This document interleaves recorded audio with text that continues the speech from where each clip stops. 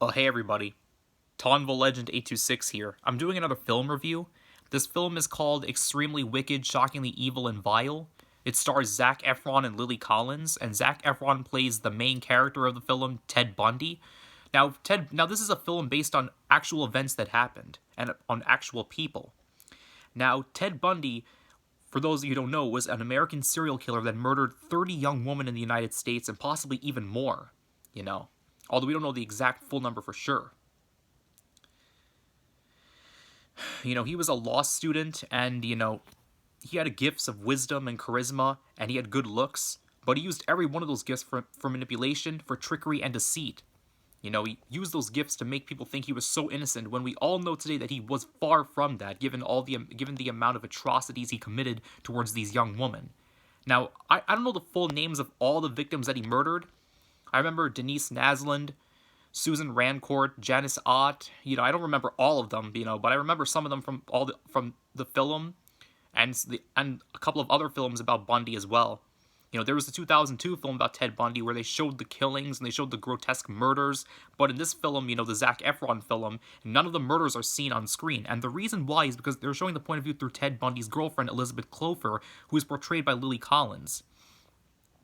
Even though Ted Bundy was a notorious serial killer, I think Elizabeth didn't want to accept that at first. She didn't want to believe that, so we're seeing it through her point of view. That's why none of the killings are shown, none of the actual murders are actually seen. We're only seeing them talking about the murders. We're seeing the murder trials taking place. We see Ted Bundy in prison. We see him on the stand in the court, but we don't actually see any of the killings that are taking place.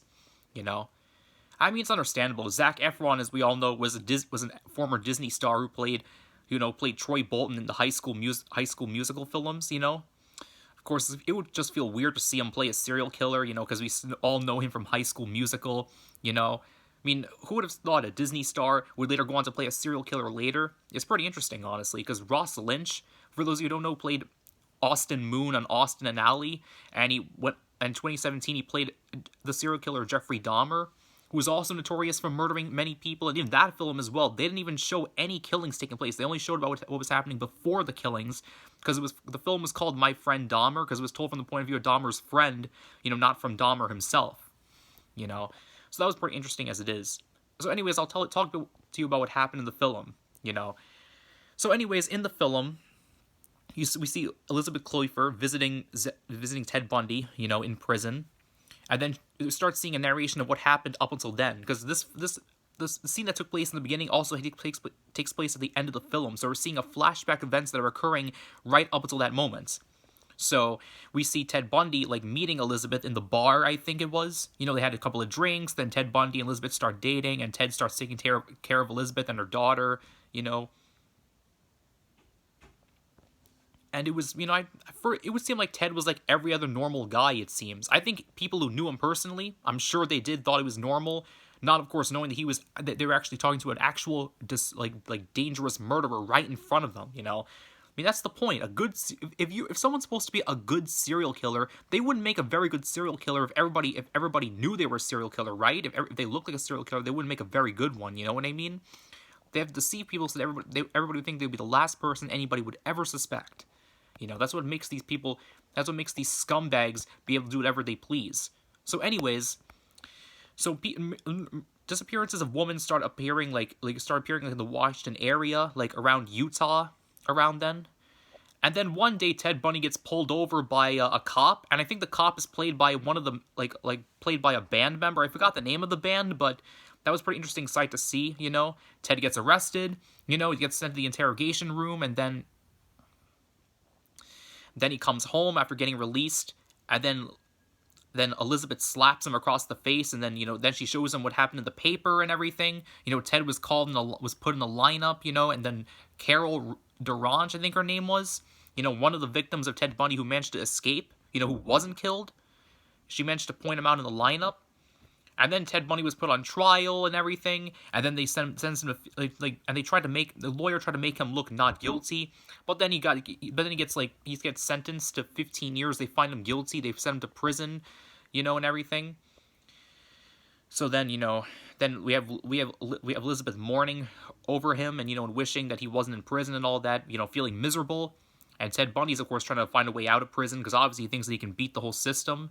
And then during one trial, he manages to escape through a window, and he manages to flee the scene, you know. But then he gets recaptured after 6 days, you know. And then he gets sent to Florida, I think. Was he in Florida when he escaped the second time? Because he escaped a second time. He actually he sawed a hole through his jail cell, and then he broke out. And then after he's killed like maybe like 20 people around this time, and possibly even more. Like his last 4 victims, I think. Like 2 of them are from a sorority house. He struck them in their beds, you know, and then he murdered them. And then Kimberly Leach, the youngest victim, you know. I don't know all the names of all the victims here, but I think like some of them were Janice Ott, Susan Rancourt, Denise Naslund. And there's possibly a bunch of others as well that I just can't remember off the top of my head. But I remember Kimberly Leach because she was the youngest victim. She was only 12 years old. And she was the last victim, I think. Bundy brutally murdered her. Like, it was unbelievable to have to watch, honestly. Well, it didn't happen on screen, granted. It didn't happen, like in the film, but they were talking about it, so that was pretty sickening enough. Like, honestly, if the evidence wasn't right there in front of them, I mean, he would have had everybody believe that he was actually innocent. I think they were trying to, like, portray that in a way, try to, like, make the crowd think that he was innocent, because you don't see the murders taking place. You only see them talking about it. You only see them accusing him. You don't see it actually taking place. I'm sure that some of the fans who saw that film, even if you were not a fan of Zac Efron, you might have thought that this guy seems innocent. Like, why would they possibly accuse him? You know, I think that's what the film is trying to show us, that these serial killers can look manipulative and look normal. They could appear like as they could be liked by everyone in the public, which of course that definitely should not be the case, but, you know. And that was the point. Like, Ted Bundy was charming, he was manipulative, and even after he was in jail and after he was on death row, even when he was like going to be sentenced to death, like, a woman kept sending him mails and everything saying how much they loved him, which is pretty disgusting, I think. Like, it's like repulsive. But Zac Efron was the perfect choice to play the role, because we all know how many fangirls were obsessing over him after High School Musicals 1, 2, and 3, 17 Again. You know, that we also saw him in Neighbors 1 and Neighbors 2 and Dirty Grandpa, so, you know, of course, it's not a surprise at all that fangirls were obsessing over him.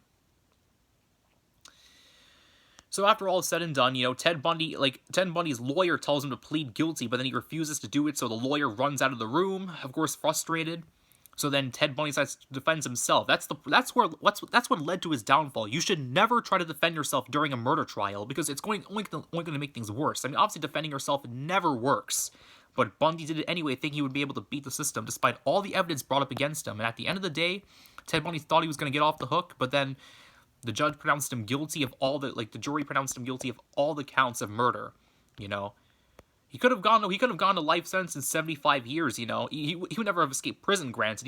He would have never been able to walk out, but at least he would still be alive, you know. He would still be living and breathing, even though we wouldn't want that. You know, it would have been better for him, you know, so just saying, you know. But he chose to take he chose the chair, you know, not guilty, and because of that, you know, that led to the death penalty. And then the judge told Ted Bundy to take care of himself, you know, and everything. You know, you wouldn't expect the judge to say anything nice to the victim, especially when they committed this many murders. But the judge actually said that, like, in the film and in real life. The judge said to take care of himself. He would have made a good lawyer, and he would have loved to have worked with them. But unfortunately, you know, other events occurred. So, and then at the end of the film, you start seeing Ted confessing to all these murders. You know, probably to, like, you know, he says he's doing it to buy himself some more time because he thinks that someone is trying to manipulate him. But we all know he's only doing this to save his own skin, because he already knows they committed these murders. And, you know, obviously we know now that he committed all those crimes and killing all those women. And then Elizabeth, you know, like, approaches Bundy, like, in the jail cell, like, they're talking, like, through the window, and it's just like the last scene in the film is the same as the first scene in the film, where Elizabeth is talking to Ted and telling him to confess once and for all the murders he committed, and he keeps denying, he keeps saying he did not do these things.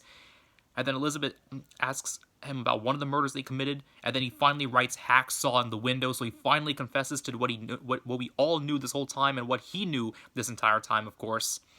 So then Elizabeth runs out of the room, you know, and then of course the film ends with saying that he was executed on January 24th, 1989 at the age of 42.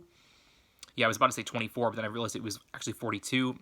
My mistake. Anyways, yeah, he was 42, and he murdered over 30 young women, and all the victims' names can be seen at the end of the film, you know, and possibly even more victims we just don't know about, you know.